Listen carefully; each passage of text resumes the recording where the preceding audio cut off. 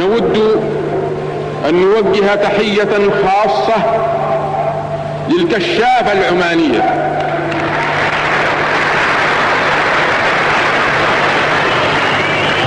التي نكن لها كل التقدير لما تقوم به من نشاط بارز يعدها للإسهام الإيجابي في مسيرتنا الخيرة على أساس من الإيمان بالله والاعتماد على النفس.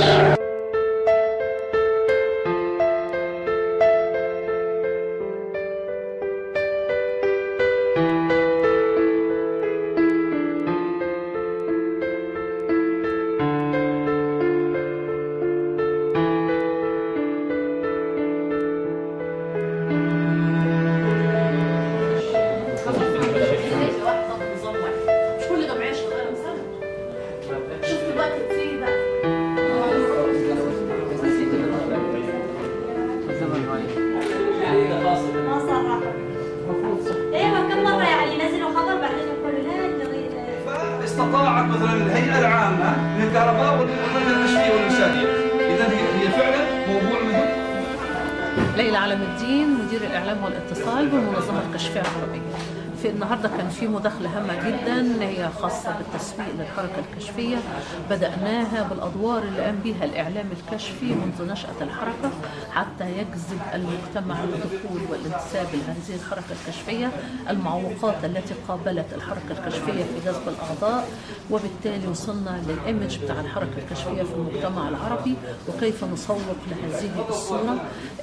قمنا بالتعريف بالتسويق، اتكلمنا عن الماركتنج ميكس وازاي نطبقه على الكشافه كمنتج، الكشافه كخدمه.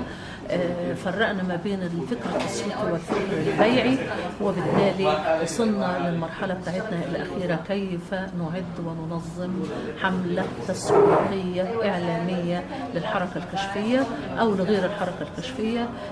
الحقيقه تقسمنا لعدد من المجموعات، 6 مجموعات، كل مجموعه اختارت فكره.